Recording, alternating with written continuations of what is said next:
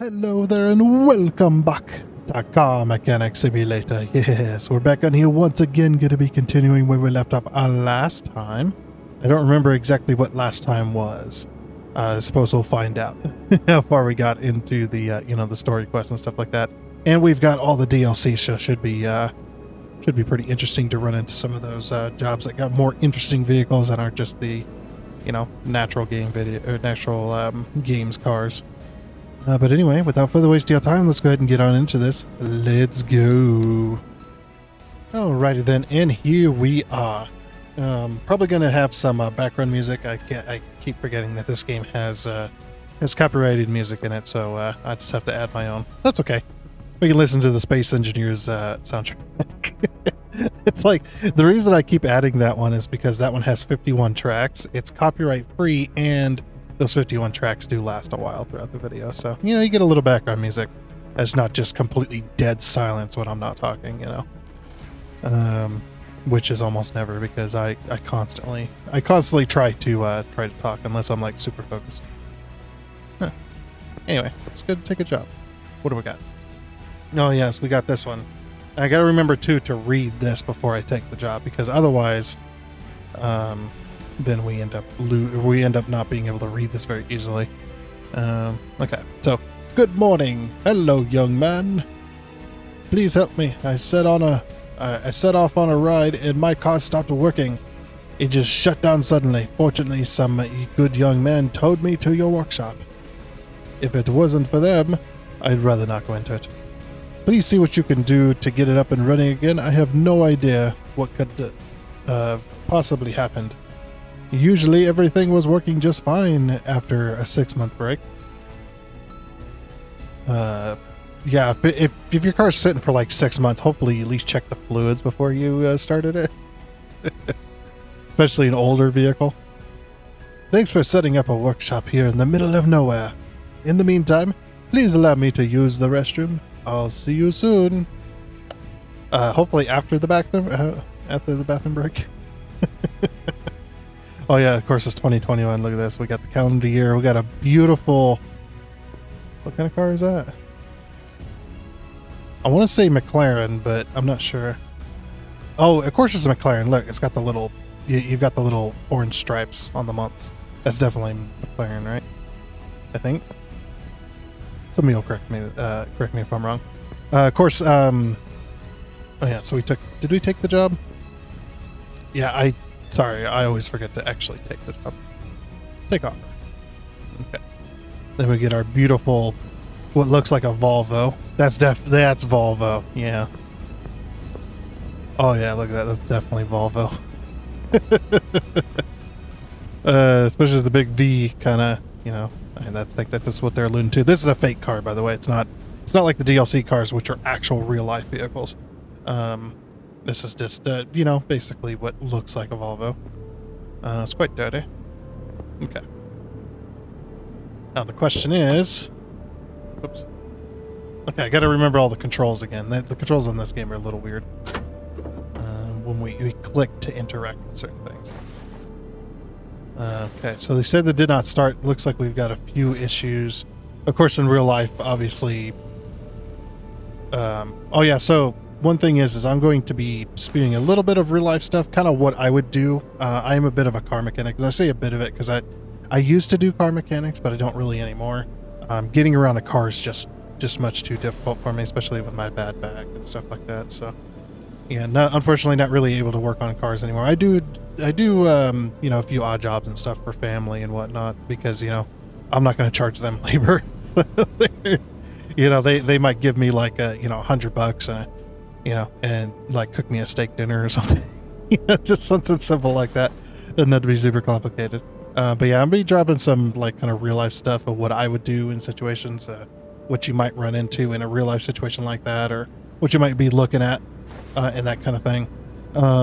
But of course, I am human, so I might get some facts wrong or anything like that. And if anything's wrong and it's wrong and you have the correct information, I'm always happy to be corrected down in the comment section. Don't be afraid to do that. I'm not going to call you out and be like, look at this guy. How dare you correct me, sir? How dare you have the correct information? All right, let's move this into the shop because we don't want to be working out in this heat. I'm not a shade, you know, but one of the things I used to be as well is I used to be a shade tree mechanic.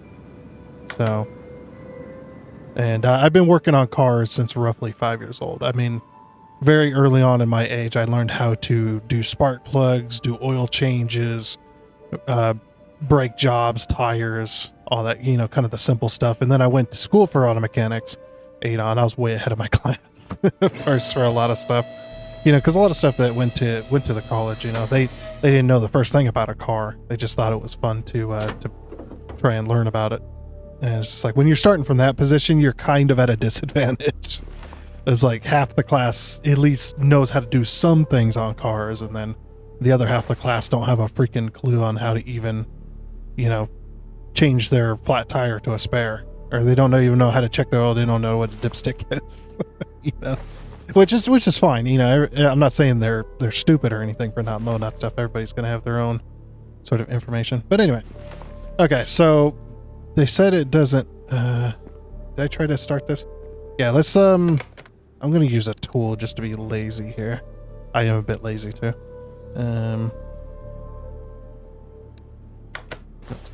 Okay, let's grab a tool and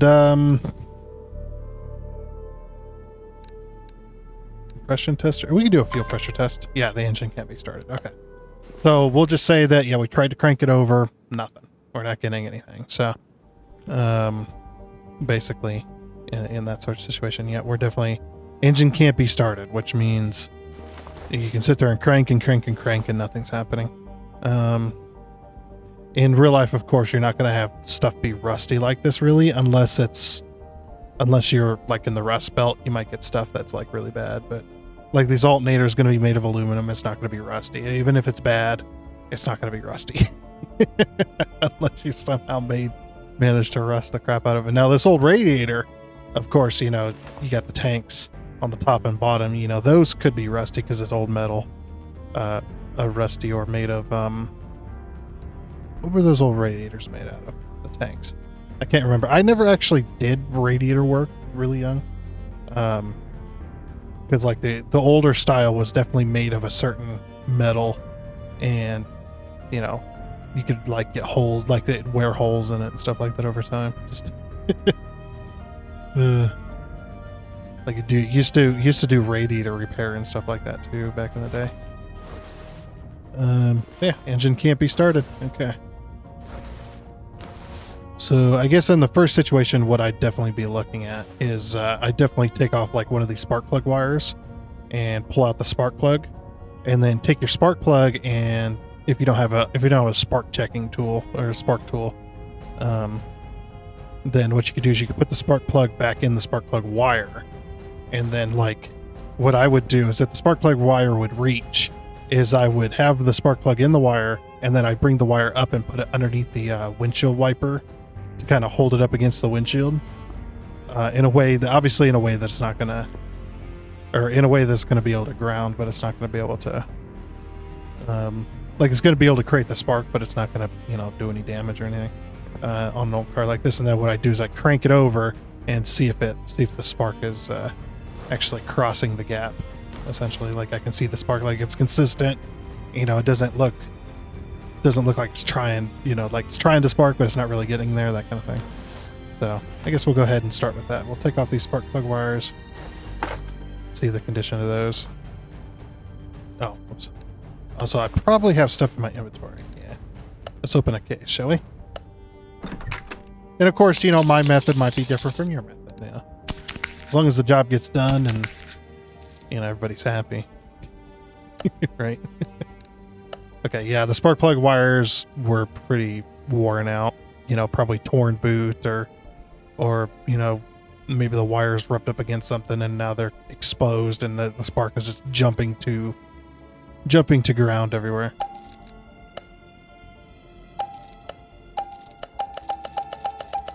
Oh gosh, this is gonna take me forever.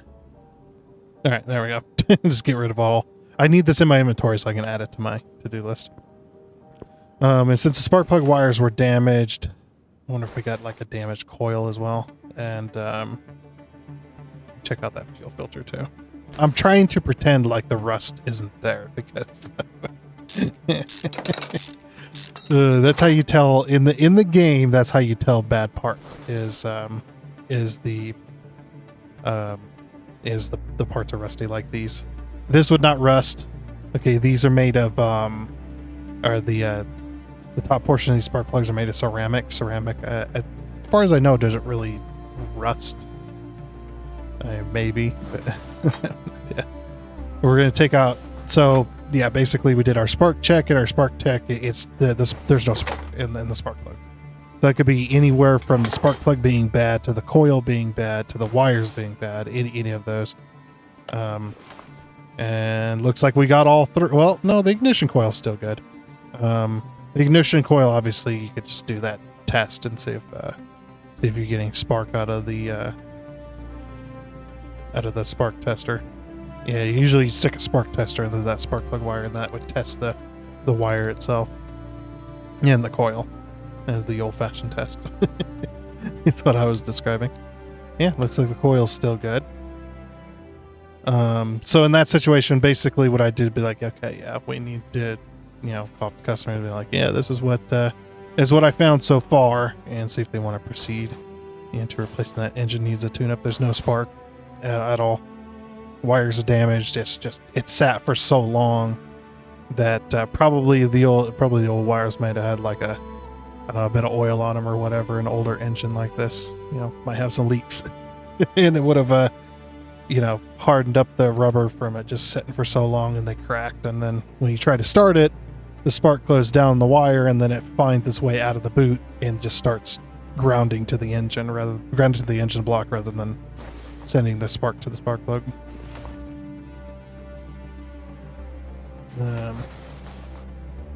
Yeah, we'll do this first job kind of what I do, I suppose. Kind of. Oh. Let's add that stuff to my list. I don't know why I did that. I could have just added it 4 times. Sometimes I just do that. Electronics. Oh yeah, and then what was it? Tab. Yeah. Yeah, and then we would have taken out the spark plugs out of the engine like we have here, and then we would have basically kind of did a visual check on the bottom of them and see if they were still good or not, if they look decent, not all crap or anything like that. And then we also need wires.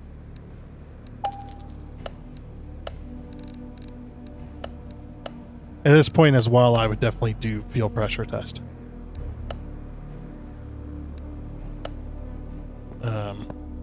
As well.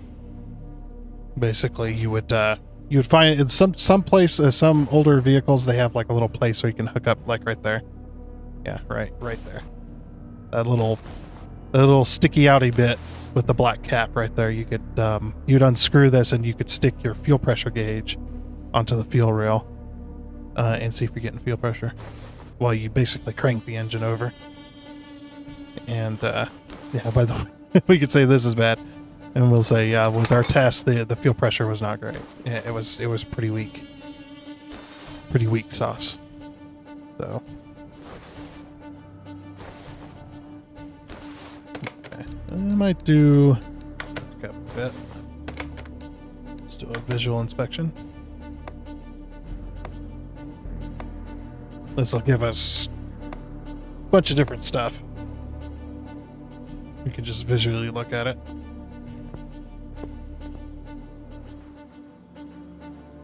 And it's also, with that visual, it's telling me the starter's bad. So in that situation, usually you go to crank it over and there'd be nothing. Like, you test the battery. The battery's got good voltage. It's got the required voltage for it to be able to start. But you hit it, you just hear a click, or you just hear nothing, really. And you could tell it's trying, but it's not really, like maybe a locked up starter or whatever. So that's the no start condition for there. Oh, I need to exit this. Okay. Hopefully the series is not too boring. I'll try not to make it too boring for you. Alright, let's take a look at that starter. We're just hearing it click, like it sounds like metal hitting metal, but it's not. Basically, you'd hear the solenoid on the side here. You can hear it engaging, but it's not starting. It just, you hear a click, and then you try it again, click, and it's not working. So we know we got battery power, but the starter's just not working. When you pull it apart, usually it could be a seized solenoid or whatever. And then, yeah, while we're down here, we're kind of visually inspecting. We can see these belts. You see they're pretty damaged. We can basically see those belts. They got cracks in it. It'd been sitting for so long, the belts have just hardened up. And then they tried to run it, and it ran for a while, and then the belts are just absolutely destroyed, basically. Oh, we have to do that from the top, of course. Belts are just absolutely destroyed. So we're gonna need belts too. Because if we manage to get it started now, what could probably happen with those belts is one of them's going to snap. They're ready. They are ready to snap. Okay, and then that situation in this older car, I would guess that probably the alternator is the tensioner for the main belt. Because or something is the tensioner for this. This little idler pulley is definitely not going to be that. And the way you tell if any of the pulleys are bad or anything, the way you could also tell is if you take off your belt, you can just spin the pulleys. Obviously, this one here, the harmonic balancer, that one's not going to spin because that's connected to the engine, the internals of the engine, and you've got, yeah, there's a lot to turn there. But yeah, you could go over to this alternator. You can spin it and see if it spins decently easy. If it's seized, it's either not going to spin or it's going to be like really hard to turn that thing. Which in this case, I think, did we inspection? Yeah, we took off the belts. We did a little spinny on our pulleys, and yeah, the alternator's not turning. Or it's turning very slow. Like, it's really hard to crank it. They're really hard to turn it. It's just not wanting to work, so. Usually you'd have like a bench for that. And is that, okay, which one? Okay, so that's power steering. This one's gonna be water pump, so. And if that's the situation, we'll leave that alone for now. Because we're gonna have to go into here. And because it sat for so long, the water pump's got a major leak on it. It's got a major leak, and it's just leaking. You can tell it's leaking. Open up the cap. There's probably no coolant in there. Oh no, I don't want to do that. I don't want to fill it. I want to drain it out. Now, obviously, you're not going to be using one of these to drain out the coolant out of a big radiator like this. Usually, you're going to, I don't want to say the name of the thing because it could get flagged.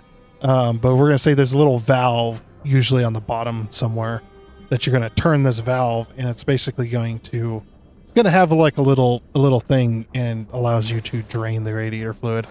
On the newer stuff, like the old one like this, that might not be the case. There might not be one there.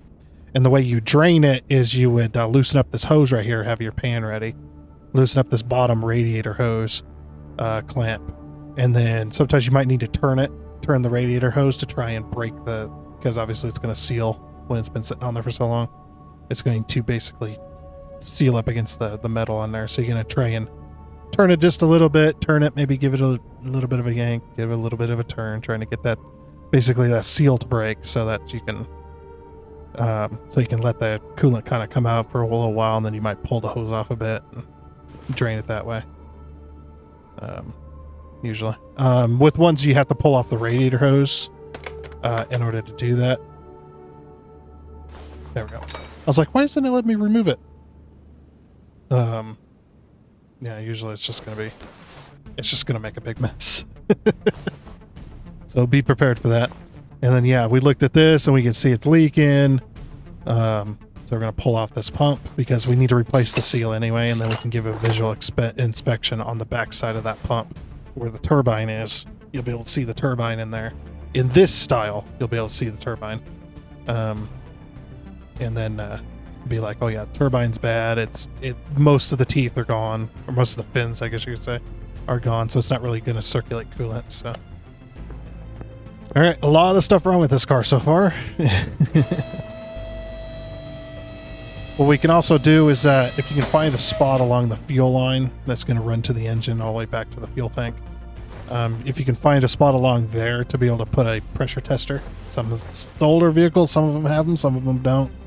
Just depends. And then you could tell if the fuel pressure back here is also bad, and if it's also bad, then you can definitely say probably a bad fuel pump, which that's what that is. So, you know, very weak fuel pressure usually means a fuel pump. I say usually. Depends on the car you're working on, I suppose. Okay, did he want an oil change? Yeah, he wants an oil change. Okay. We can easily do that while we got the vehicle up in the air. Go in here. And of course, in real life, you would have this pan here, and you pull out that right there. You can actually kind of see it. You can kind of, I can't really, can I get a good view? There it is. There's the big bolt, the drain bolt for the pan. This will have oil in it, so you pull out this bolt, and then it'll drain the oil. And then once that's all drained, then we'll go over here to our oil filter, and we'll unscrew our oil filter. If the oil filter was put on in a decent way, wasn't over tightened, or the vehicle isn't 1,000 years old, you usually will be able to pull it off with your hand. Sometimes not. But a lot of the situations when you can't get an oil filter off the car is because whoever did the oil change before over tightened it, like way over tightened it. And it's like, you don't need to completely seat the you don't need to completely basically go metal to metal and then crank that sucker down to where it ain't coming off. I've even heard horror stories of people using Loctite on the freaking oil filter. It's like, why would you do such a thing? You really hate the next person that's going to work on this if you're doing that. But yeah, usually what'll happen is people just over tighten them, and it's like, you don't need to over tighten it. You just get it as tight as you can, or almost as tight as you can with your hands, and then you usually do like a quarter turn or whatever, just to get that extra little bit. But you do not need a oil filter wrench to tighten it down. I'd say in most situations. You have to say that, of course. All right, so oil filter. Do we have everything? Okay, we'll worry about the rest of that stuff later. Wait, didn't we do this job already? Or was that a different one? Okay. Oh, let me actually.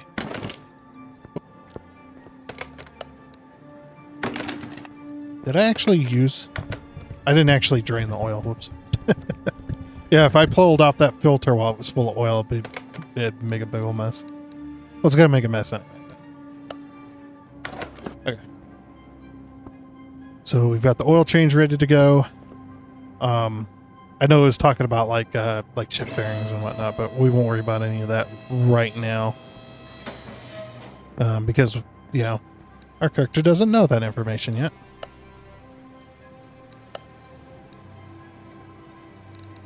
Bam, bam, bam, bam, bam, bam, bam, bam.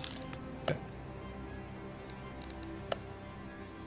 Oil filter. Fuel pump. Water pump.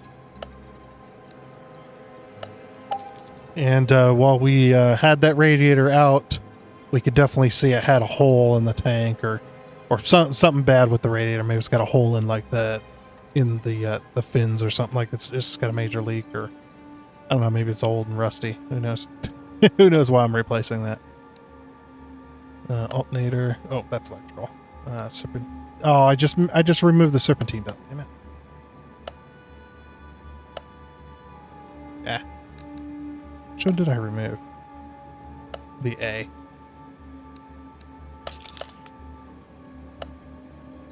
Yeah, and the reason this vehicle has 2 serpentine belts is because they have not modeled in the V belt system, which this old car definitely would have like a set of V belts. V belts are basically basically a giant rubber band that is like tapered into a V shape, so that so when you tighten up the belt, it seats inside of the pulleys. So, because the pulleys have also got that similar V shape as a channel, and then that belt runs along inside that channel. Hopefully that I don't know if that will, but hopefully that might explain why that is.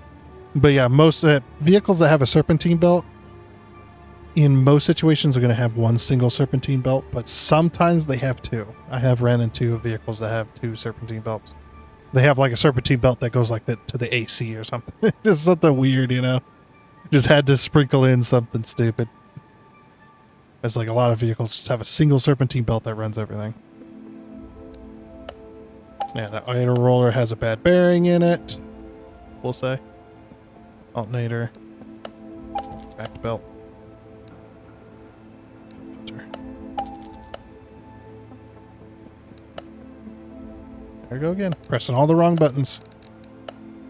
Alternator. Why did I do that? And starter. So many things wrong with this car. Okay. Yeah, I guess we'll raise her back up. Raise her back up, put the filter on while we're down here, and put the starter back in.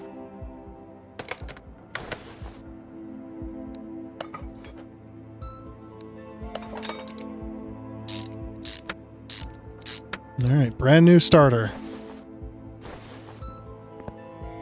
It's like, if the car doesn't start after this, we give up, right? We just skip up. It's like, nope, somebody else has to fix your car, I give up. Yeah, if you ever do that, that's horrible.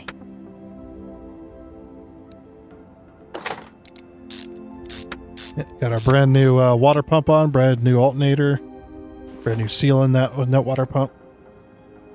Nice and sealed off. Yeah, we can put the serpentine belt back on. Serpentine belt. Idler pulley. I guess in this situation, it'd probably be the it'd be the power steering pump. That'd probably be the tensioner for this. It wouldn't be the water pump, because the water pump's seated up against the engine, so because obviously it's circulating coolant in the engine. But yeah, in this particular situation, I would say that's probably for the tensioner that's going to tighten up this V belt, essentially, is going to be the power steering pump. It's going to be on like a little, it's going to be on a mount that has like a slide hole in it, and you're going to basically use a pry bar and kind of don't put too much pressure, but slightly tighten it up, and then you tighten down the bolt on the little slide hole and whatnot. Same in this situation, it'd probably be alternator. Then maybe there's certain like a certain bolt that has like a nut on it somewhere that basically pulls this out, or it might be on a, another slide hole or something. Who knows? Who knows with this game? Yeah, then we get both of our belts on. All right, good to go. Then of course we're gonna put our radiator back in the car. Brand new radiator. And then we put our radiator hoses on, of course. Get everything nice and sealed up, all the clamps tightened. And then once we are sure, then we go ahead and put our coolant in. And of course, this car would definitely use green. It'd be old enough to have the green coolant. And in this situation, yeah, you definitely fill the radiator all the way up until until you can't put any more coolant in it. And then we get the rest of the car ready to go.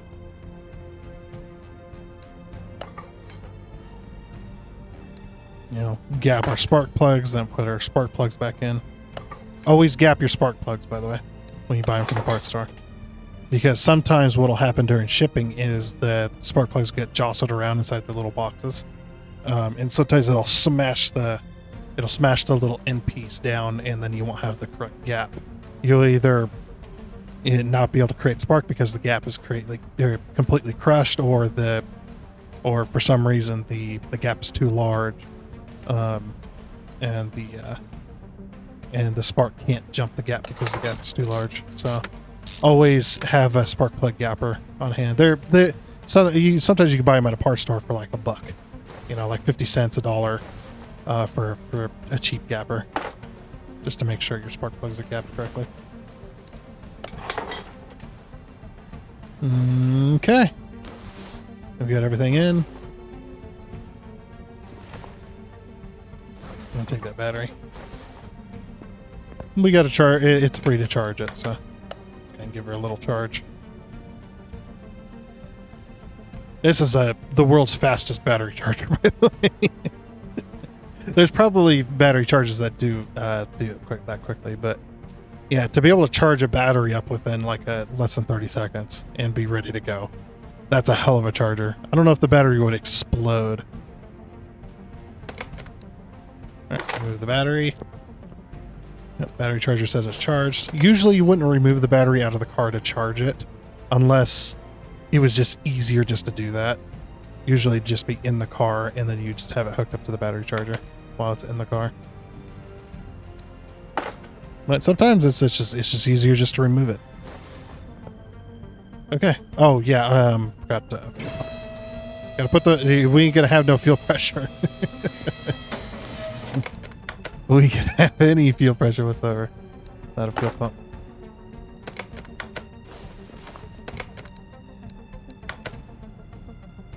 That's my inventory. Okay, cool. All right, so we replaced all the parts where we can make it start finally. And then let's go ahead and give her a crank and see if we get our fuel pressure. Engine can't be started still, apparently. Of course, we got no oil. I did not just do that. I didn't do it.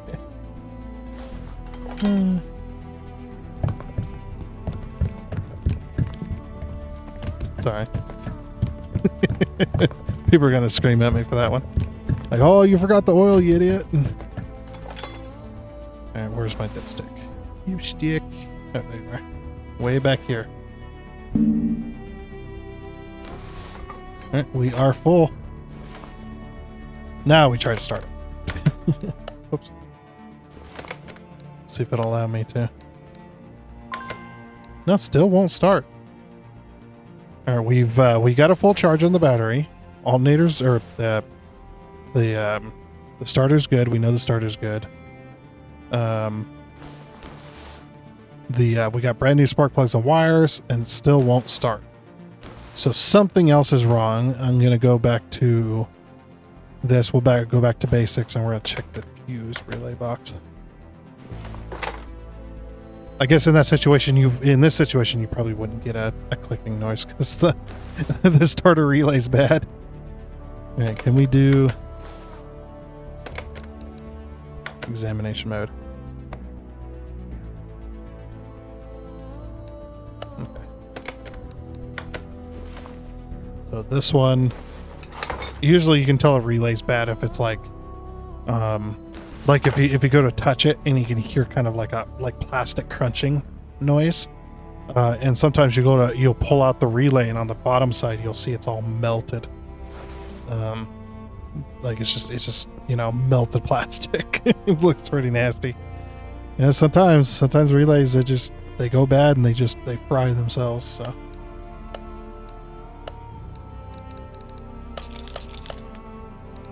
electronics.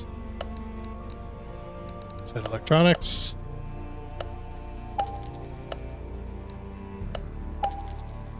Ignition relay and fuel pump relay would be my guess as to which ones these are. The big one obviously going to be the starter, and maybe fuel pump relay or whatever.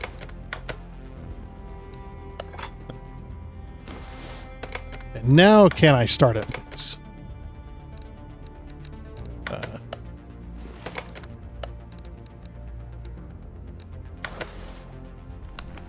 People are like looking at me. Worst mechanic ever. Hey! Alright, getting decent fuel pressure. Yep, decent fuel pressure. Alright.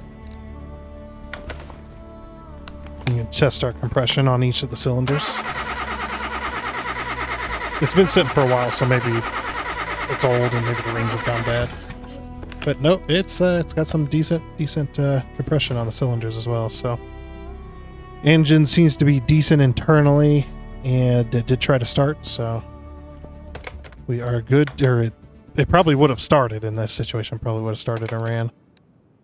Be like, yep, we're good. And then let's do this. Oh, it doesn't have what? This would have. We would have an OBD one port, right? Maybe it might be old enough to not have one.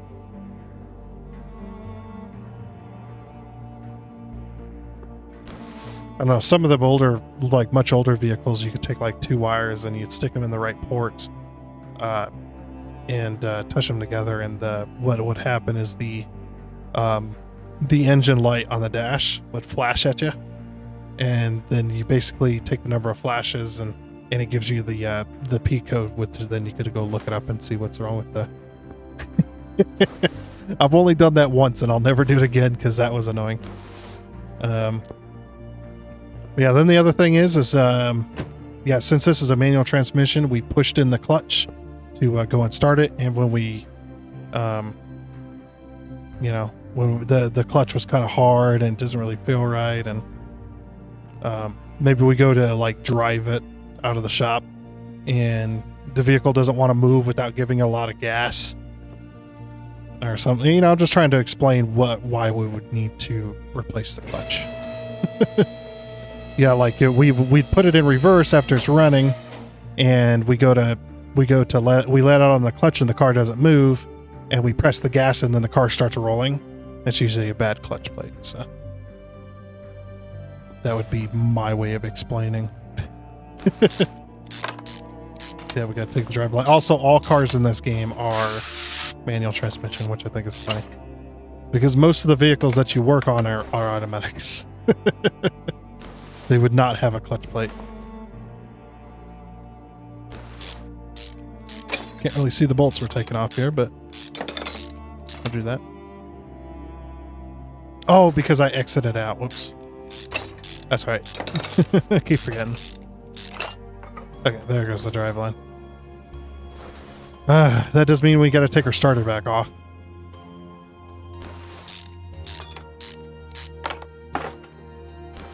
So then we can take the transmission off of here.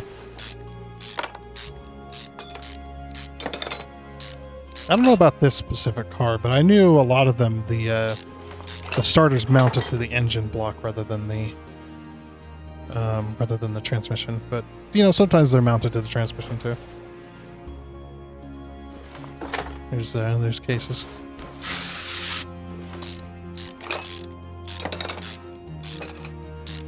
Yep. Take out the clutch plate housing. There's our clutch plate, and our clutch plate is basically metal on metal. So, we can look at this and be like, oh, there's not that much damage. It's not grooved really bad or anything on the clutch plate. So, you know, I might give this a buff to kind of, you know, smooth it back out so it's not so, you know, not so dinged up and whatnot. So when we go to put the new clutch plate on, it's not going to be, you know, it's not going to damage the new clutch plate material. But you got to be very careful about buffing that, because if you buff it too hard, you'll ruin the clutch plate, and then you'll ruin the, damn it, the flywheel. You'll damage the flywheel, and then you got to replace the flywheel too. And then you got to usually then after that you'll pull that off, and then you might have to replace the rear main seal depending on what kind of vehicle it is. If it's a rear main seal that goes into the engine block, or if it's a 2-piece where you got to pull the oil pan off. Yeah, it's a bad day.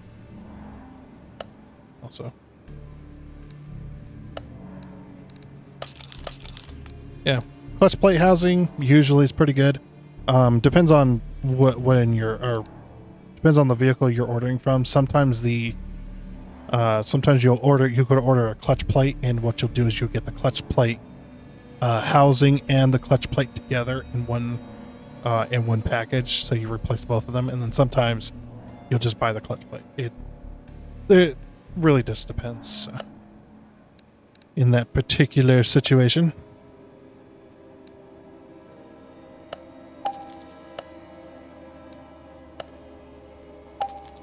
And then the release bearing, I guess, was probably damaged somehow. Usually there's a little fork that that release bearing slides onto, and maybe it was damaged. But yeah, we put in our new clutch plate, and then we go to put our housing on. In this particular situation, you're going to put these bolts in, but you're not going to tighten them. Because you do not want to tighten them just yet. You're going to put the bolts in, but you're going to leave it loose. And then what you're going to do is you're going to have a lineup tool. You can actually kind of see the teeth in there a little bit. You'll have a lineup tool that actually goes into the clutch plate, and then it centers itself on the crankshaft, on the backside of the crankshaft. It's a plastic tool. It kind of looks like I don't know. I don't want to say what it looks like, but it looks like a plug, we'll say. And then you put it into the clutch plate, and it basically it centers itself on the backside of the crankshaft. So then your clutch plate is then aligned with your crankshaft, and you leave that tool in there, and then you tighten up these bolts. You completely tighten up these bolts in the bolt pattern. Make sure you follow the bolt pattern, follow the torque spec, but then you tighten up those bolts, and then you pull the tool out. In this little release bearing, this is not going to just sit here. There's actually a shifting fork in this style. There's actually a shifting fork that goes into into the side of the transmission bell housing, which is what this is. That holds onto that release bearing inside there, and you'll put that on the fork of the transmission, and then you'll put it in. Then you put the transmission on.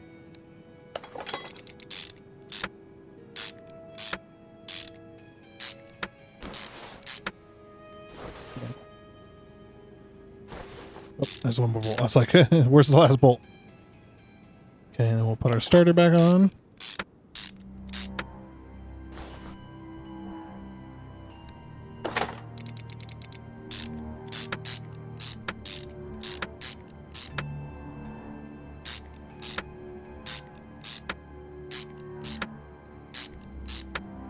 Okay.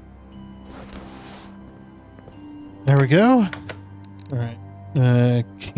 Cam gear and belt tensioner. Timing belt. Oof. That's a bad deal. Like that we wouldn't know in this situation. That we would not know. I think the only way we'd know that really is if we went to basically the customer was driving and the belt snapped. the timing chain snapped, or the timing chain was loose, whatever. And the car was just the engine was just out of time, and then of course catastrophic failure if that belt snaps.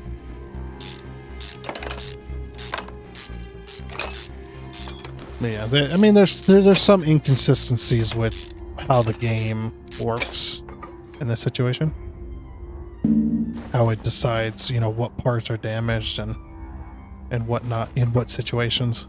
Oops, gotta take this back off. No, so we would have basically, to do this particular job, you're not going to have it full of oil.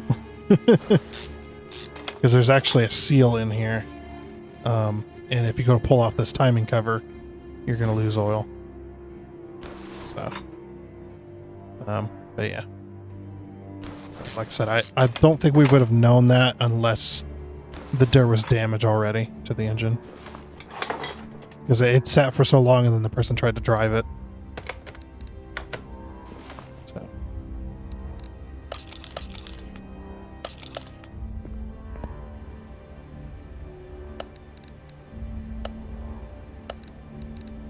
Oops. Clutch plate, release bearing.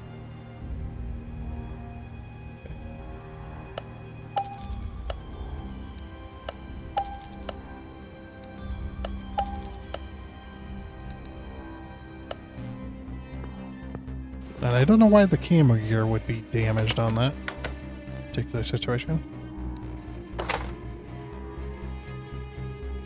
If the belt's that damaged, it would be in multiple pieces. And an old car like this more than likely would have a timing chain rather than a belt.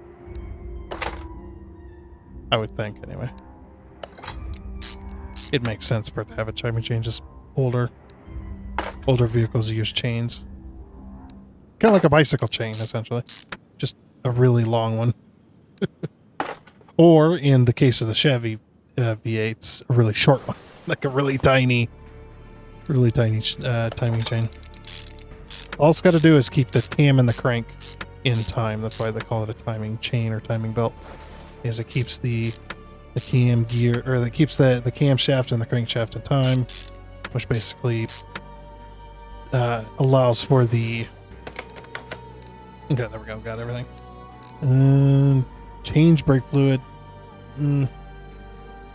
Change bare steering fluid. Refill washer. Easily do that.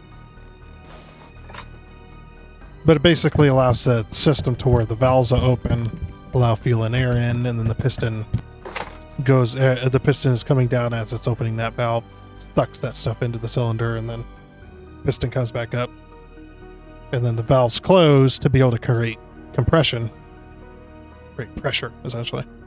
And then as the piston is rounding the top, and then the fuel air mixture gets squeezed all the way at the top right before those valves there's a small gap, really tiny gap actually. And then as that happens, the spark plugs ignite the fuel air mixture, which causes an explosion, and the explosion force pushes the piston back down. And then the piston comes back up. As the piston is coming back up, then the exhaust valve opens, it pushes out the unburnt fuel and air, or the exhaust gases. Sorry, I'm gesturing with my hands, but it's not working. Sometimes I forget that you guys can't see that.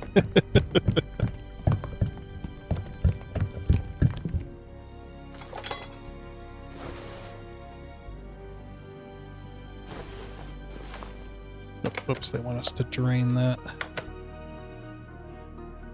Which I guess if it's sat for a long time, no, maybe. But more than likely I would just put brake fluid in it. It more likely it's probably got a leak if it's low, or the brake pads are really worn down. That's the thing too. It's a little bit tricky when it comes to brakes. Okay, cool. All right, job's done. Nope. Been shorter. Let's go. And we leveled up. Woo. Is if you've got low brake fluid inside your master cylinder where you check the brake fluid, if you've got low fluid in there, especially if it's or if it's below the minimum line, you've got two things that are happening, or two things that could possibly be happening. Either one, your brake pads are all worn down to nothing, and all the pistons inside the calipers are extended out. So you basically worn down your brakes to nothing, just almost metal on metal, or metal on metal, I guess, and you're causing damage. Or you have a leak, and every time you press on the brake pedal, it leaks fluid because it's the hydraulic fluid, essentially. Because the hydraulic effect, so then it's just it'll find anywhere you have a leak, it's going to push it out. You have a leak somewhere, so in most cases it's going to be a leak, but in some cases you're going to have a person that hasn't checked their brakes in 20 years, just running it metal on metal pretty much. Somehow they're managing to get the car to stop.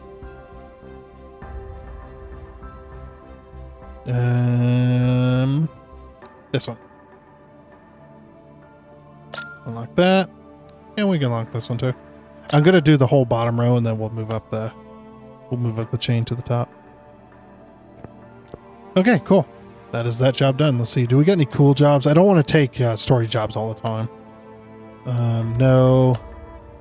Ooh. A Lambo. And an Aston Martin. Let's take the Lambo. Oh, it's a police Lamborghini. That's pretty cool. We definitely don't have this in the US as far as I know. Like the faster police cars that I've seen are like the Corvettes and stuff. But I don't think in the US I don't think we have any Lamborghini police. But then again, you know, the vehicles that are in the country are, most of them are limited to a certain speed anyway, so I guess they wouldn't really need to. Oh, let's move this in.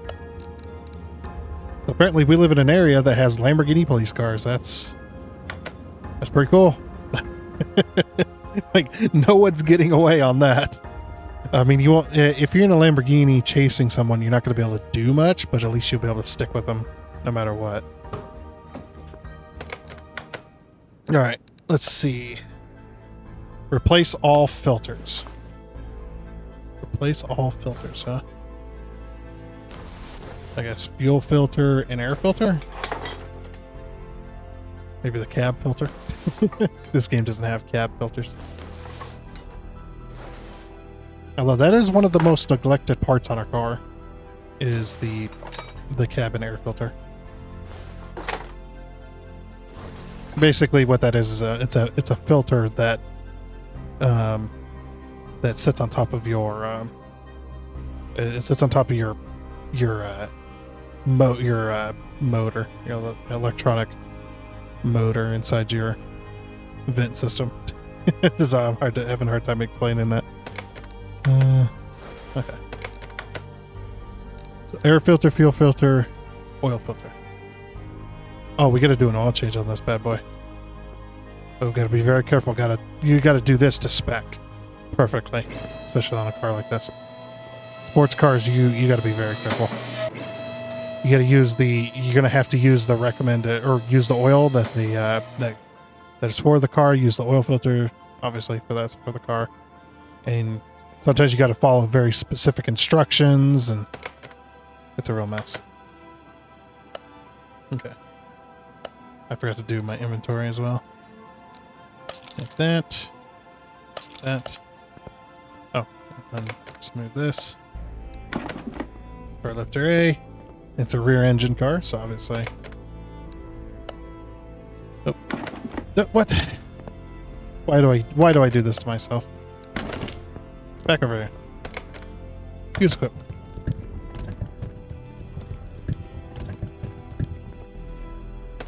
Now I'll put it back.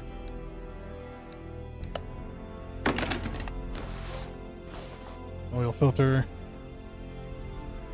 Oil filter. Oh, that's right. Sometimes these have a bug. But you can't, like... Yeah, it has a bug. Okay, so basically if you can't dismantle anything, just save your game. Then return to main menu. And then load your game.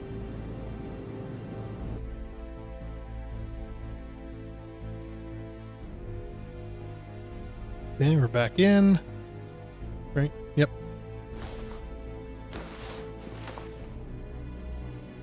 Oh, there it goes. Nope. I still can't remove that. Okay, so that means something else is wrong. Do I have to remove it from up top for some reason? You never know with these DLC cars.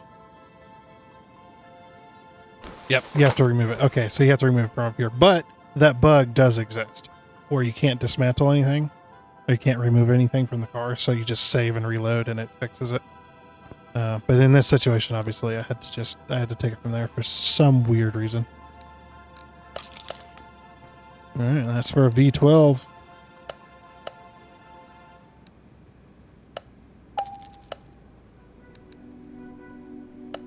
Okay, I'll have to clean out my inventory after this. All right, put our Oil filter back in. Yeah, this would definitely be from the bottom. I would not be taking this from top. I mean, maybe there's a bunch of crap in the way that just does not allow you to be able to do that. Okay. How the hell do you fill the oil in this? Oh, it's right there. Okay, there we go. Dude. I wouldn't know what to do if I had to work on a Lambo. I would have no idea what I'm doing. Okay. Dipstick. I don't know if this one would have a dipstick. Some vehicles, especially like sports cars and supercars and stuff, have completely sealed engines where it's just like there's no dipsticks. There's nothing. There's no way to check the oil in them or anything. Basically the only way to check the oil is to take it to the dealership. Take it to the dealership and they will do what is necessary. Did I ever grab an oil or an air filter? Oops. I added them to the list, but I guess I didn't buy them. It happens. You're gonna start to realize if you haven't known it already, but you're gonna start to realize sometimes I can be quite stupid. People are like, sometimes? You mean all the time? Like, okay, yeah. Agreed. Put a little clips on. You know what I really love about this game, though? That I really love about Car Mechanic Simulator 2021 is you can make your own cars, essentially. When I say make, I really mean like you can build the cars the way you want them to, and save it, and those cars will be in the game. I don't know if you can work on them or not. I actually haven't really fully tested it, but I did like make a rear engine hot rod one. That was kind of fun to do, trying to get that engine to fit to where it looked decent. All right, that's that order done. That's all they trust us with. Actually, yeah, a Lambo like that absolutely would not come to a local shop. It would definitely be going to the dealership, because more than likely they'd have a warranty on it, and the warranty says that you can only have your vehicle worked on by the dealership itself. It cannot be worked on by local mechanics, nor can you touch it. You're not allowed to touch it either. Sometimes you avoid the warranty just by looking at a supercar, you know. you put your eyes on it like warranty voided. Like, ugh. Okay, inventory. Oh, we got a case.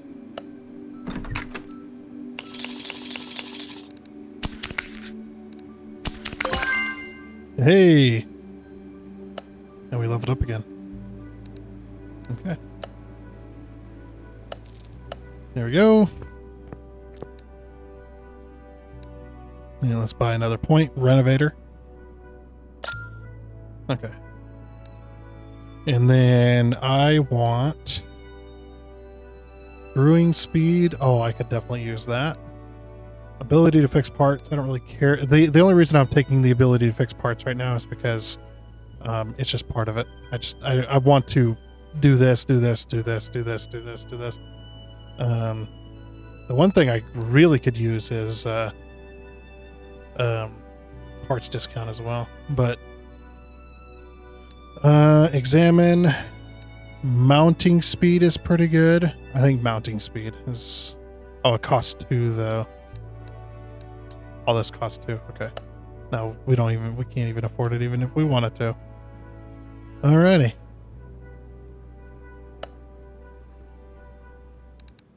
Okay. Any other cool jobs? A Mazda RX-3? Wow. 1977. Woo. Ooh, buddy. Man, I don't think I've ever seen one of these in real life ever. All right, we'll take the Mitsubishi here. I know it says Hinta-Moon MK1 Sunrise. It's a Mitsubishi Eclipse. Come on now.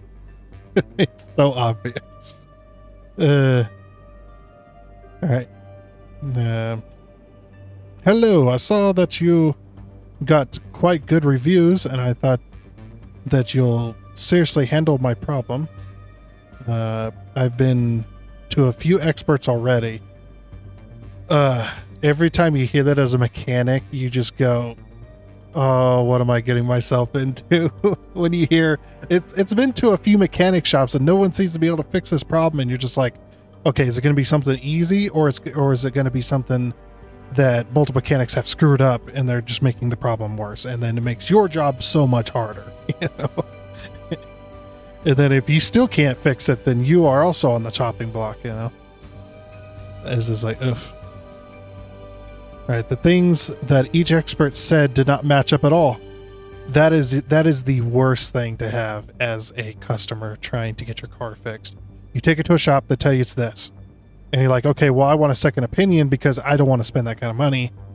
And that doesn't really sound like it makes a whole lot of sense. So let me take it to another shop. So you take it to another shop, and then they go to look at it and they tell you it's something completely different that's probably not even related to what the actual problem is. Or those two things that they say is wrong is not even related to the same problem. And then you go to another car mechanic, and then they say, well, yeah, it's actually this. It's going to cost you, thousands of dollars that you need to replace your ECM or something, something crazy. And you're just like, I don't want to spend that kind of... So then what do you do with this situation? Because more than likely what's going to happen is 2 out of the 3 shops are going to be wrong. And the third shop might get it right, or maybe they'll also be wrong, and they'll make you spend all that money, get a brand new part, and then that still doesn't fix the car. And it's a mess. Yep. And it's just like when you're in that kind of situation where you're like the 4th car mechanic, the customer is fed up, they want their car fixed, and they will not tolerate anything. You know what I mean? They're so fed up, and then they take their anger out on you. It's just like, ugh. What's funny thing is that, it's completely justified for them to be that angry about it. And so yeah, it boils down to constant banging. It's unbearable. So when you're driving or when the car's just sitting there idle, that'd be my question. And the gearbox isn't working properly after the last repair. Look, see, I told you. I didn't even read that far down. After the last repair, in quotation marks. So somebody did a clutch job and it probably wasn't done correctly. If it won't go into gear properly like it's supposed to, or you have to ram it into gear to get it to go, or something, something weird. After a week, changing a gear has become a nightmare. Well, yeah, so the clutch plate's probably something's wrong with it. Something like it's just making it worse. Maybe they didn't fill it full of fluid. Maybe they repaired it with a used transmission, or they checked the transmission fluid, or maybe they changed the transmission fluid, something, they drained it out and they did put new in, whatever the case. Could be that too. Please check in and try to fix any problems. I'm counting on your honesty. Oh, that's a mistake. No, I'm kidding, of course. It's the last chance for my car. If this doesn't do the trick, I'll have no other option but to get rid of it. Anyway, let me know what happens. And I've been in this situation before. I had a Toyota pickup truck, and it's just every time I get it fixed, another problem with arise. So then I get that fixed, and another problem. And after so many times, I just had to basically give it away. Essentially, I sold it. The front main seal blowing out was my last straw, and I went, nope. I've already sunk a bunch of money into this. I'm done. Just get it out of here. Just get it out of my hair. I'm so done with it. Front main seal just went out, and I went, nope. We're done here. Because finding parts for that thing that wasn't going to cost me an arm and a leg was really crazy. It's like I needed a new carburetor for it, so I went and got a new carburetor. Costing me $400 because it had to come from Asia, overseas from a warehouse. It's just like, holy crap. All right, anyway, I didn't take the job, did I? Nope. All right, come here, Mitsu. And being a foreign car as well, yeah, they're a lot harder to work on. When you have a foreign car that's in the U.S., it's a lot more expensive to get parts, stuff like that. especially on vehicles like this. All right, let's move it to the car lift. Okay.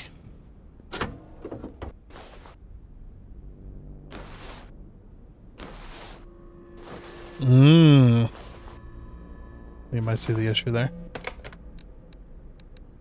All right, let's give it some tests. Compression tester. Let's see how the compression is.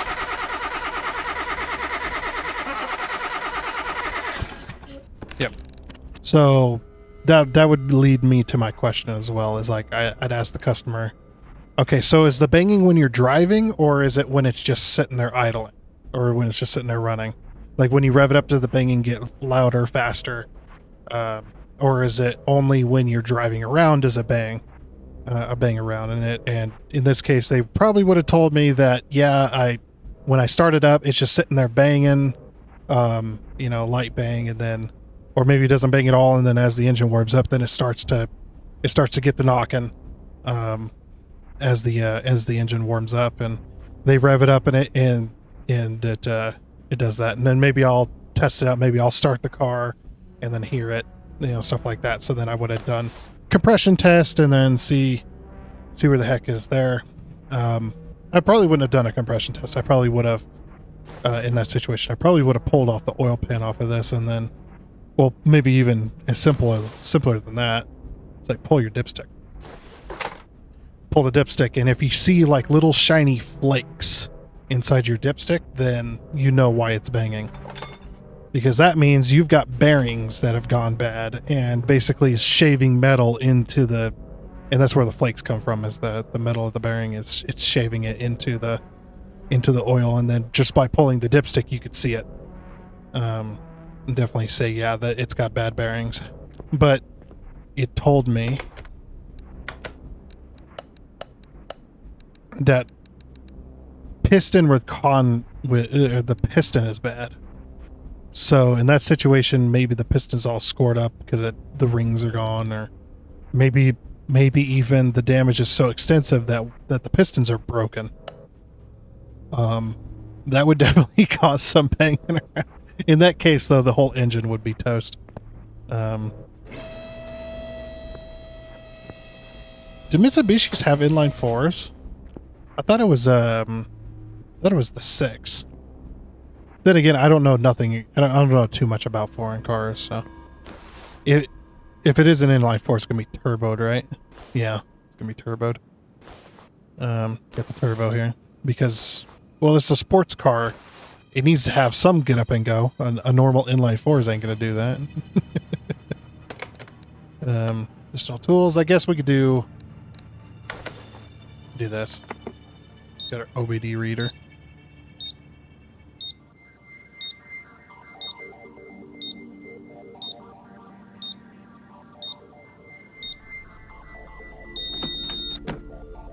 Okay. I don't know how an OBD reader is going to tell you the spark plugs are bad. Ignition coil, sure, the computer does have access to that, but the computer does not have access to your spark plugs.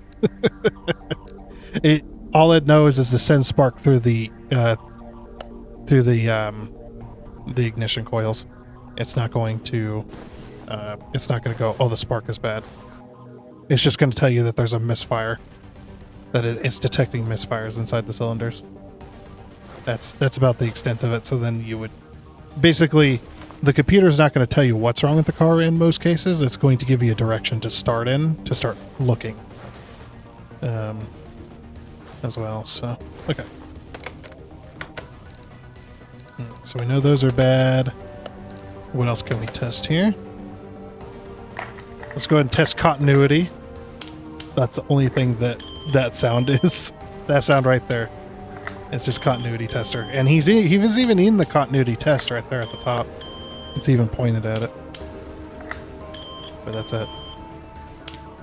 And the voltage reading is just random numbers. It's so funny. I don't know. Fuel pressure test. Did we do a fuel pressure test? Or no, it was a compression.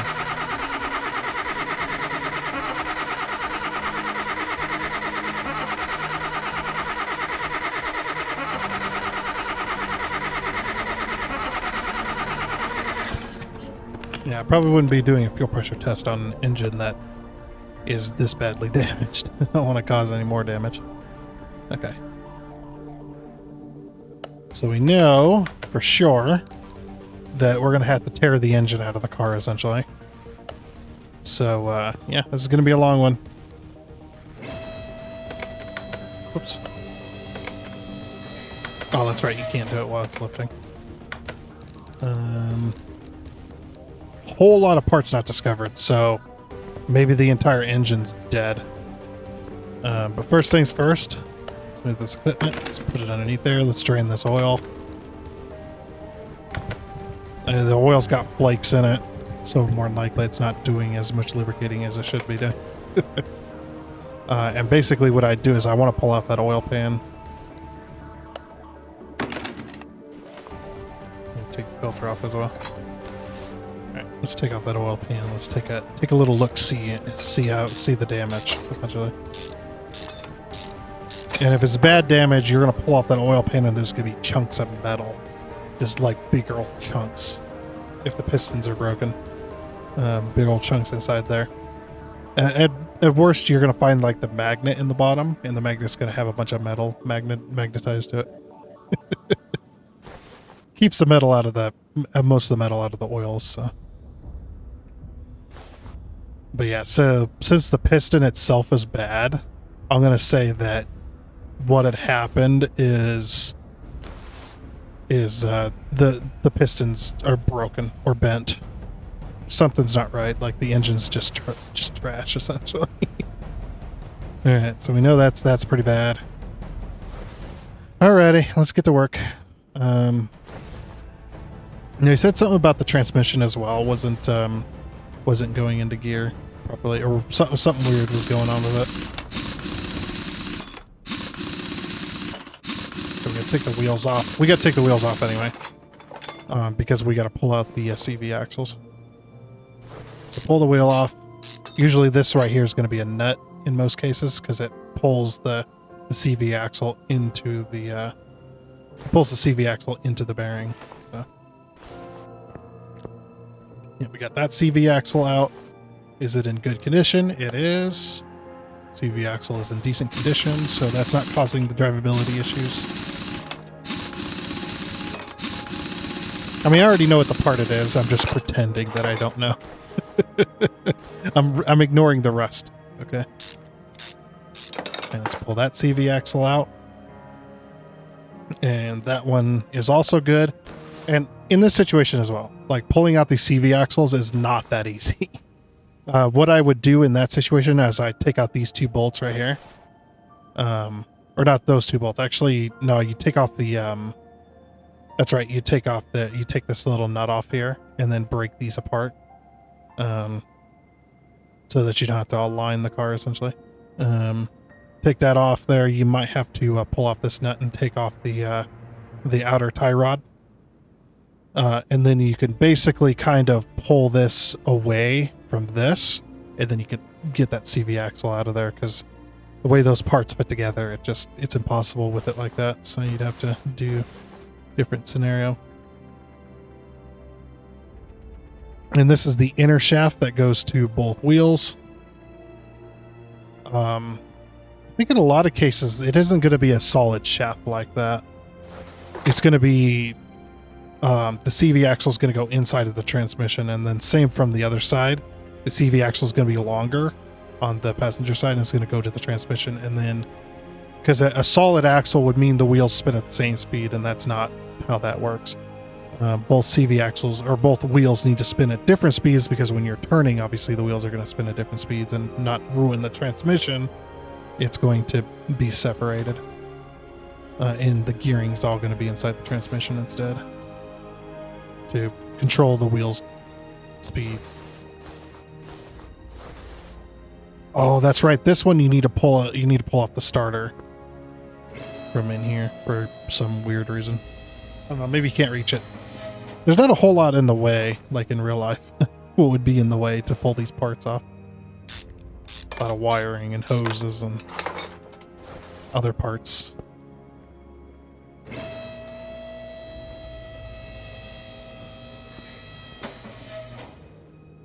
Okay. And also in real life too, if we've got to pull the engine to work on it, in a lot of cases you're more likely what you're going to do is you're going to drop the engine cradle, or the whatever you want to call it. You're going to take out these bolts here, support it with a jack, take out these bolts here, detach the struts from the top, and basically any part that's attached to the car itself. You're going to be pulling off all the hoses, all the wires.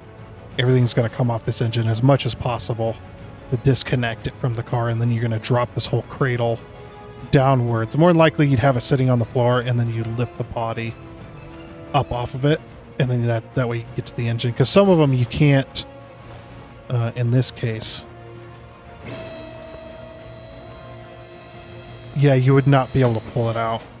The other way you could do it is you could separate the transmission and the engine, and then pull the engine that way, and then leave the transmission in the car. I've done that before. But sometimes there's just not enough space to pull the engine out of the top. So then you need to drop down the engine support down, and then lift the body, or have the body raised up and then have a jack underneath it and drop that down to be able to pull the engine out of the car. But sometimes you can get away with disconnecting the transmission. Done that in a was it a Chevy Impala, 2010 Chevy Impala? That one, I remember that one specifically because it was an absolute crazy mess. The car had leaks everywhere. We decided that it was easier to pull the engine out and then replace all the seals and gaskets, and then put the engine back in, because almost everything was leaking. I had damage, lots of damage on that flywheel. But it says we can't pull out the engine because we don't have the engine pulling tool. We're just going to have to tear the engine down inside the car, which I have done on a few jobs. I have tore down the engine inside of the car. Essentially, all that was left was pretty much the engine block and the crankshaft. Because in that case, it was just easier. Okay. So, yeah, we got to tear this entire car apart.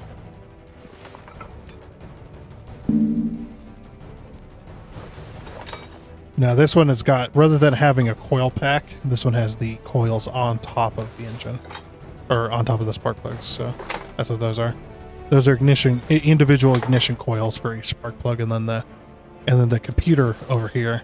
This controls the spark timing and all that stuff, and the possible VVT and other things like that. Okay. So let's go ahead and pull off this cover. We're basically tearing this engine apart so we don't have to worry about timing right now, because we're going to be tearing this engine down almost to nothing. Let me take off this too, so we don't have to worry about leaving the engine in a specific position.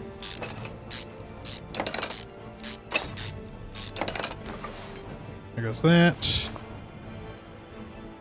Oh yeah, and we would have drained the coolant, by the way, too. Drain the oil, drain the coolant. Because we're tearing the engine completely apart. Oops. What am I doing? Oh, that's right. That's stupid. There it goes. Then that. Then we can pull off our automatic balancer.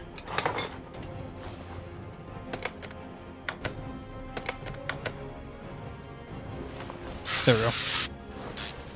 Then we can pull off our front timing cover. Okay. Oh, that's right. It's a tensioner. This has got a tensioner like that. Oops.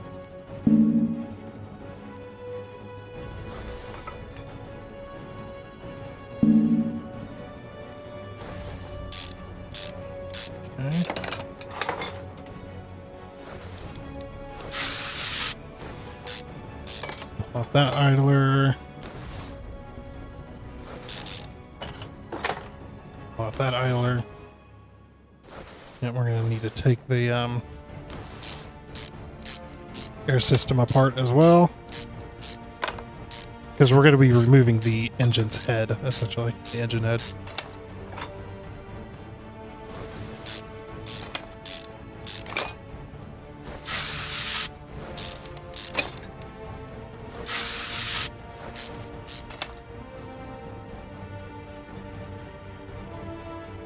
Oh, I was like, am I missing one? This goes intake. So we need to do exhaust. There goes the turbo.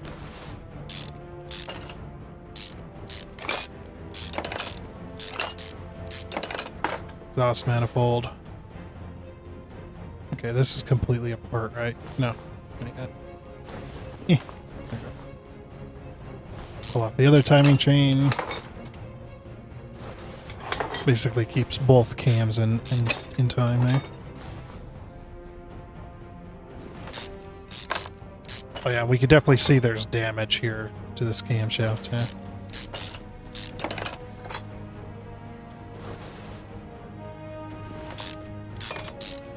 Maybe the bearings have gone bad. Well, we gotta pull out both camshafts anyway. So the reason this one has two camshafts is because one's gonna control intake and one's gonna control exhaust. Basically, dual overhead cam, kind of. Well, that's single overhead cam, isn't it? Yeah, something like that. Yeah, SOHC, yeah. Single overhead cam. It's a single head, essentially. Dual overhead cam is yeah, the dual heads. Because it's on the V engine.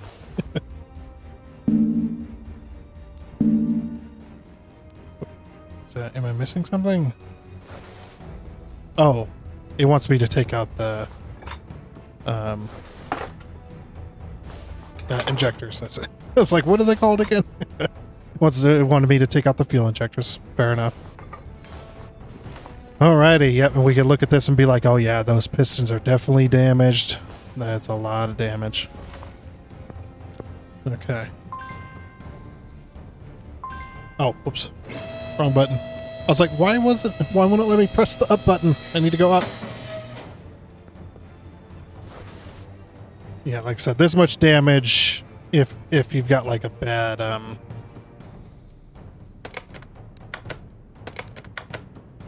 if you've got like a broken piston or a bent piston, it's going to be full engine. You're going to need a new block in a lot of cases because that would have damaged up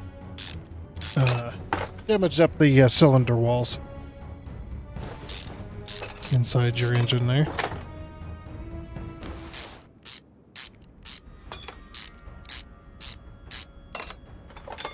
Okay, we got to remember too that it wants the parts to go back in the same spot. So if we remember that the two middle pistons are the ones that need replaced, then that's the way that goes. Okay, cool. So we can, we can look at this and go, okay, there's no damage to this. The bearings are worn out, but there's no damage to the crankshaft. So the crankshaft surfaces, so that's pretty good. Just a couple of bent pistons. So we'd need a new engine block essentially, if there's enough damage. Anyway. Sometimes you can get broken pistons and it doesn't damage the block too much, and you can basically have the cylinders honed out or rescored and stuff like that, and you can get the piston rings to reseal and it's all good. Okay. That's a lot of parts. Alright, let's buy them up. Alrighty, I think I've got all the parts that I needed from my list. I'll probably just cut that out because it's just like there's a lot of nothingness essentially. Need to start cutting content on it. That's fine. It's fine. Oh yeah, put the piston in. Okay, part mount. brand new piston. And I would have, if it was brand new pistons, I would definitely put rings in this. Since we've got this engine tore down so much, I would let the customer know, say, hey, it would be a really good idea if we put brand new rings and bearings all throughout this engine. Since we need to tear it down completely, then we're going to have to we might as well put that in there. Then you don't have to worry about it for the next, 20 years or whatever. 20 to 50, depending on how bad they drive the car, but yeah, be like, yeah, let's just, oh, damn it. Let's just put, brand new piston rings in, all 4 pistons. Let's put all brand new bearings in for both cams and the crankshaft, because we're pretty much tore apart here anyway. And whatnot. So yeah, there'd be bearings on this. And also, I don't know who designed this engine for this game. There wouldn't be this much space between the counterweights on the crankshaft and the piston rod, because this rod, if it was like this and had this much space, this piston would be able to slide over slightly, and then it would bend the piston rod.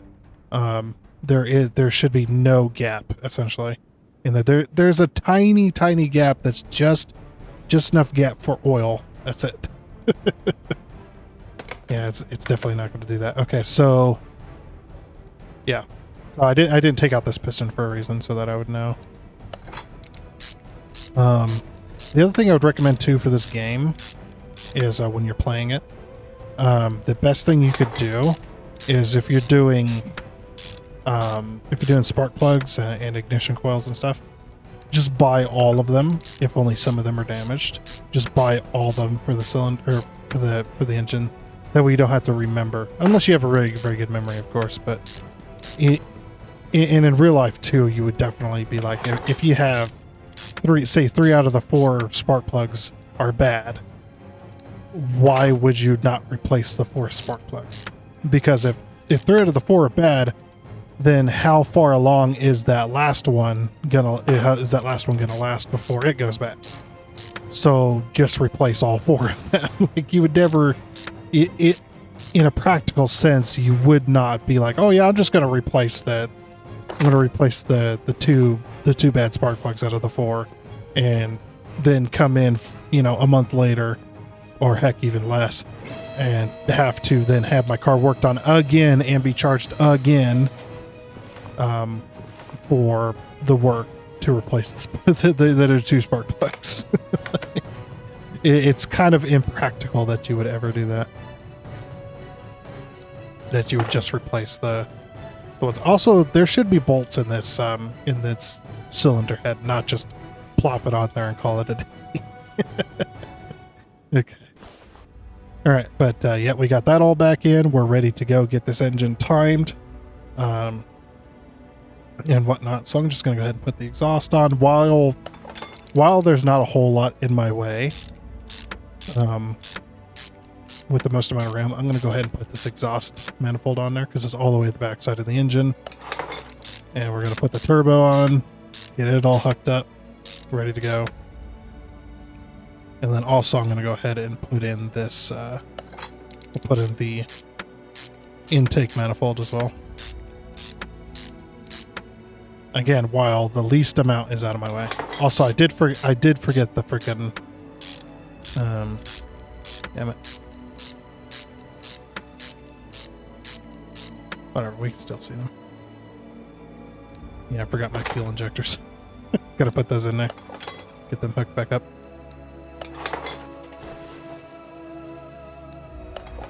Okay, that's all that together. Now we can go ahead and work on the timing. Also, do not when you're trying to get your engine, your crankshaft and your camshafts in time with each other, don't put your spark plugs in. Okay. The engine will turn easier if it doesn't have to fight compression.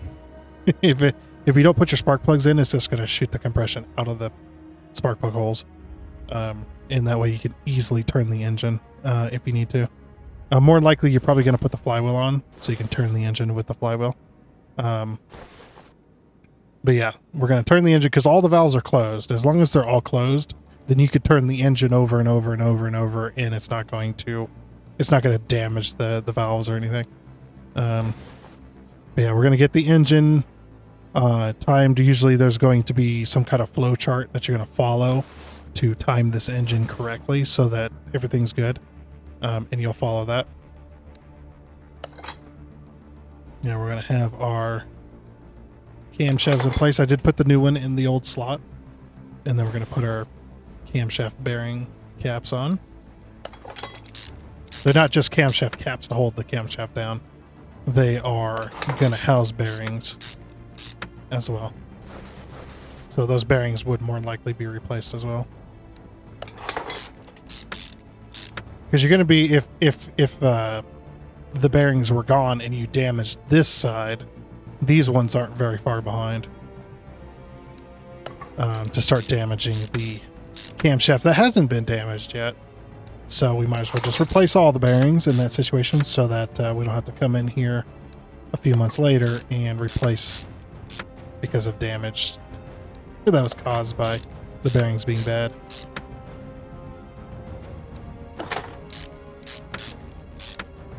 Okay. And then while that's all good, let's go ahead and get the make sure our camshafts are in time with each other. Yeah, you're not going to put this timing chain on. There's usually going to be timing marks. You're gonna line the two camshafts up with the timing marks usually, and you're going to get your chain on to lock them together, which your engine is also going to be in time with the timing mark like it's supposed to be. And then we're going to put the rest of this together. Because if you get that timing wrong, then as soon as you start that engine, it's gonna bend all the valves, or start bending valves and breaking stuff, and it's just not a good day. Okay, so we got all our timing marks, everything's lined up like it should be. Yep, we have now timed the engine with the camshafts together. They're timed correctly, and then the two camshafts timed together, and then timed with the crankshaft and the pistons, and that's all timed together properly. So now we can go to put our timing covers back on.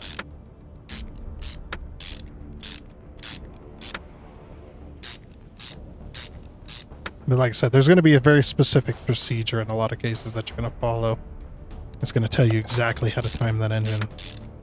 Unless you work on these cars all the time, obviously, then you're going to be like, oh, I just know from memory.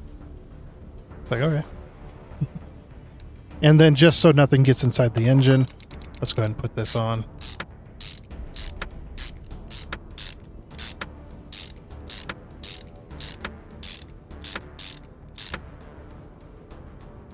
Okay. So we can go ahead and put this on too.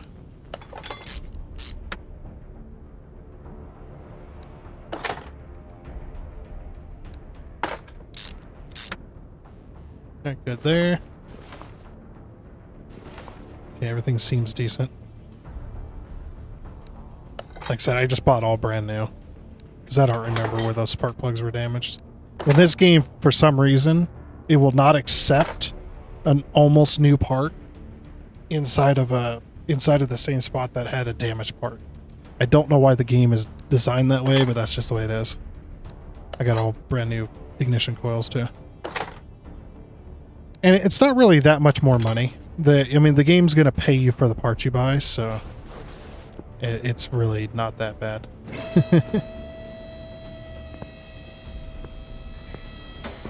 It's not that bad to do that. Those parts are so cheap. Okay, brand new flywheel because the flywheel was damaged, and yep, brand new clutch plate. Get this in place. Get our alignment tool and put that in there. Then we tighten up those bolts.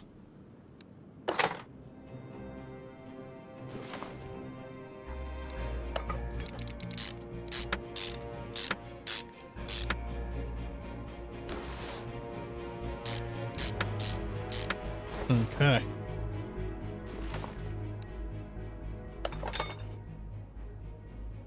Yeah, this is going to be geared from side to side differently. So, or not geared, but it's going to be running at possibly running at different speeds, so it wouldn't be just a solid shaft. Yeah, we can get our CV axles back in place. These were both good, so we don't have to worry about that. So hopefully that should fix the putting in a brand new clutch. Should.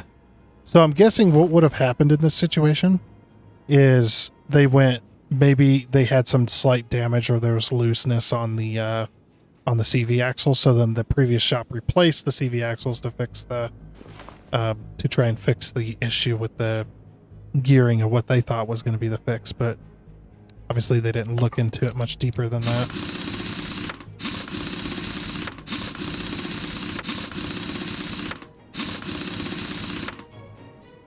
Oh, whoops. I didn't do my bolt pattern. Gotta do the bolt pattern. You draw a star, so. You know, the kind of stars you would draw in school. It's essentially what you do. You just skip every other one. That's the main goal of that. Okay. Alright, there's still parts undiscovered. But I think we've replaced all of that issue.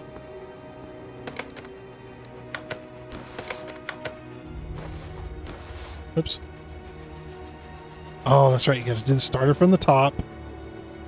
Why? Because reasons. I say for game's sake. Why would you not be able to take that out of the bottom? In real life, I don't know. Never worked on this car, how hard it'd be to replace the starter. I'm sure somebody knows. Okay. We are all good there. Let's go ahead and put in our oil.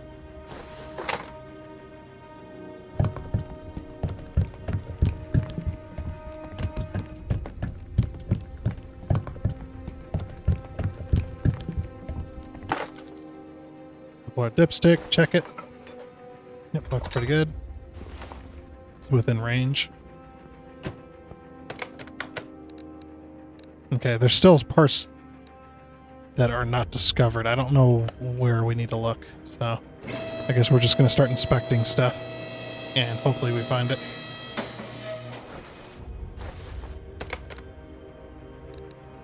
Oops. I keep forgetting you can't do it that way. Oh, it looks like he's got a broken sway bar in the rear here.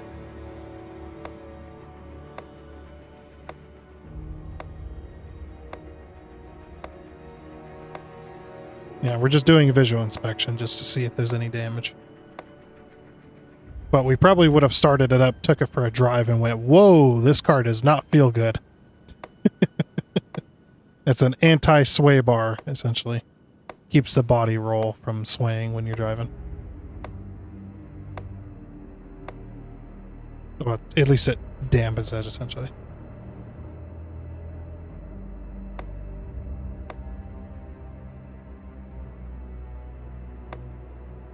Yeah, so massive damage. Oh, we got bad bearings. Yep. Probably would have hurt it when you turn the wheels. So yeah, in this case, I would have taken it out for a drive to make sure everything was working, and then I'm hearing basically a growling or like a growling noise, and when I turn the wheels as I'm driving, when I turn to the right, the growling gets louder. I turn to the left, the growling gets louder. It's an awful noise. You'll definitely know when you have a bearing out on the front. So bad bearings on the front. I don't know about the rears. No, rears look good. Normal mode. Okay, when I turn the car, the car feels like it wants to roll over. The car feels really weird when you have a broken sway bar. Obviously you're gonna hear it kind of clanking too, but you might hear it clanking, I suppose. But oops, I don't know what I'm doing. I don't know what I'm doing. There, was that everything? Oh, we're still missing a bunch of stuff. Huh. Yeah, we got bad wheel bearings.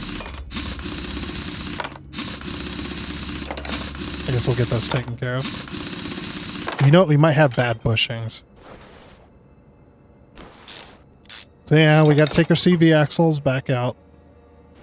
So we can replace the bearings. Now, you wouldn't just pull the bearings out. That's not how that would work.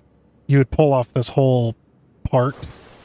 You pull off this whole part, and then you would basically press out the bearings and then use a pressing tool or pressing machine to press the bearings back in. Because what the bearing does is it attaches this portion of the wheel, the hub, essentially, to what they call the steering knuckle, which the steering knuckle's back here. And that bearing, when you press those parts together, that bearing holds those two parts together. So basically it allows this to spin while the back part doesn't spin, essentially. That's what that bearing is there for. But you need to press them together with a machine that basically exudes a huge amount of force to press those two parts together so they can't come apart.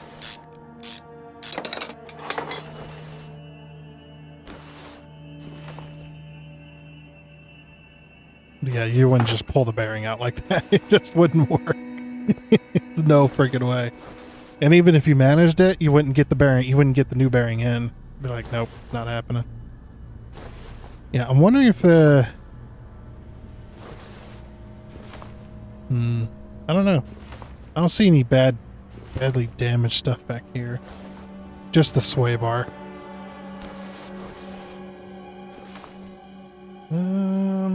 Brakes, maybe.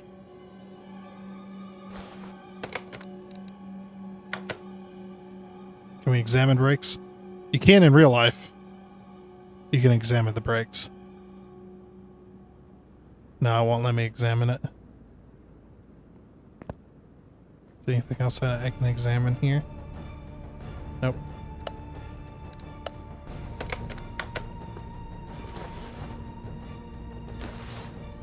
It's hard to tell with this game. In real life, you'd be able to... Sometimes they'll have like a little hole. See if I can get a closer look. Yeah, sometimes they'd have a hole right here inside the caliper. It's basically a visual hole that allows you to see the condition of the brake pads. So let's pull this off and see if it wants brake pads. You can kind of see it there, but obviously the game's not gonna... It's not gonna visualize brake wear.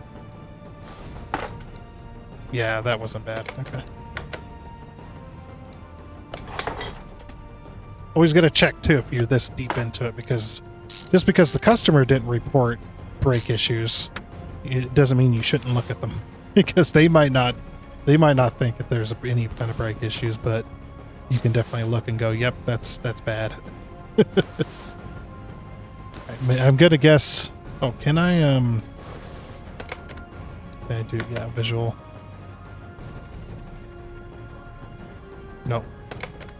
Although in real life, seeing those bushings, if you can see the bushings, you can visually inspect them. And if the bushing's bad, it's going to be like there's no bushing left, like there's no rubber hardly left. It's just the outer ring and the inner ring just kind of chilling. Banging together. Was that it? I think that was it. Yeah. Bad bushings. And of course in real life too, I would not be pulling these bolts out so casually. This holds the entire engine and transmission and suspension all together. You're not going to just be pulling these bolts out while it's up in the air like that. You're going to be supporting it and then pulling the bolts out. Alright, let's check back here. Oh yeah, look, we got bad bushings back here too. It's just, this car's been ran pretty hard, it looks like. Yeah, I mean, it is a sports car, so. Everybody seems to think when they have a sports car that they can just run it until it falls apart and it's fine. Not everybody. Some people. Yep. It's bad bushings all the way around.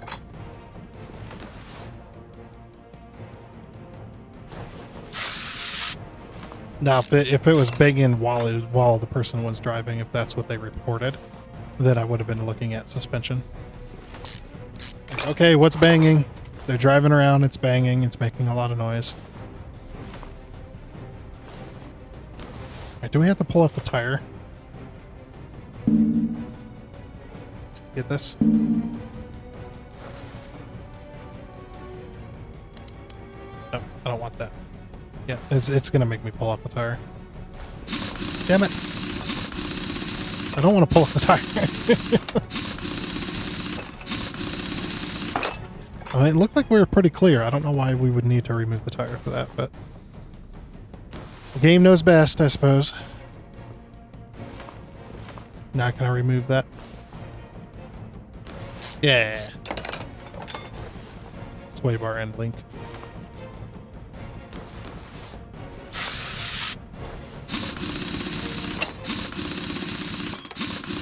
Now this job is taking a while. It's a lot wrong. Okay, both sway bar end links have been removed. And there goes the sway bar. Now, after all this work that we're having to do to the suspension, we're probably going to have to realign it. In most cases, we'd have a... Did I visually inspect that? And it was bad. Okay, good. We would be doing an alignment on this car. Too much stuff is getting messed with. I'd feel safer if it had an alignment anyway. Or feel safer. I feel better.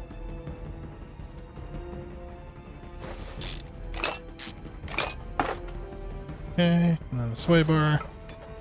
Okay. Do we have everything now? Yep, we have everything. Okay. Finally! We have all the parts. We are spending a lot of money on this. This guy is going to be spending a lot of money on this car. Alright, let's get these bushings back in so that it's a little safer down here to work on the car. I don't like that we're having to support this via a jack. And also, that's the other thing too, bushings. Bushings in this game, just buy all the bushings, okay? Just, like, if you only have to remove a couple, just buy them all. They're so cheap. But like, why not, right? But you can't afford it, of course. But.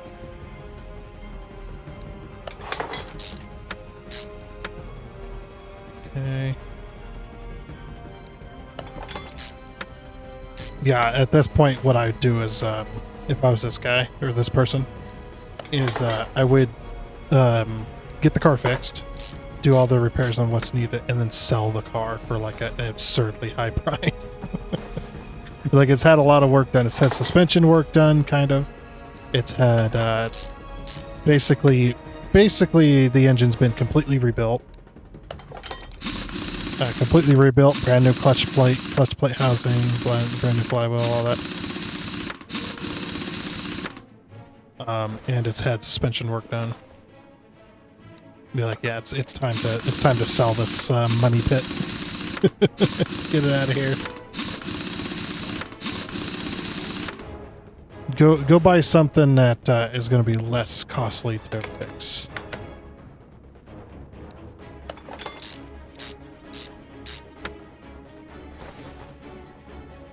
Let's get this remounted. Then get all the bushings replaced in this, in the rear end as well.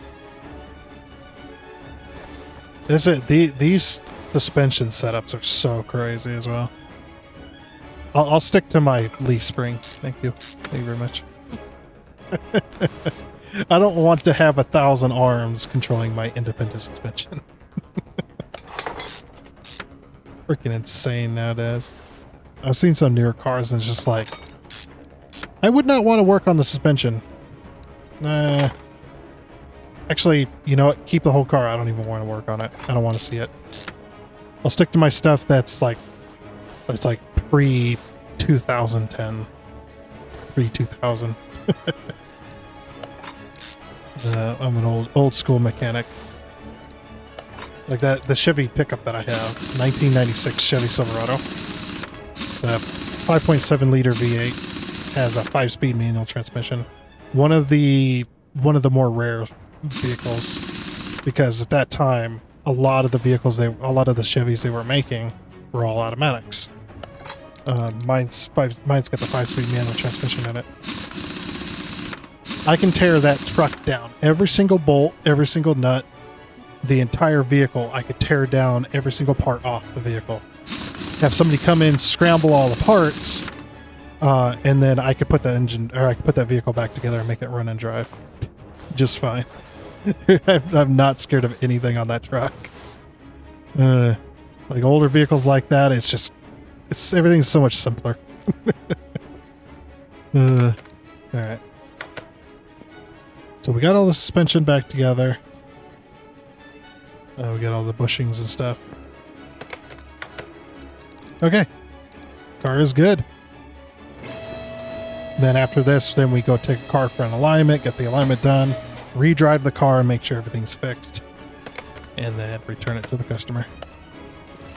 Beautiful. We made $4 grand on that. Hell yeah. After that, I think we're done. That's such a big job. Plus, yeah, we are pretty far out of time. So, I'm gonna try to keep these videos. I don't want to have them like 2 to 3 hours.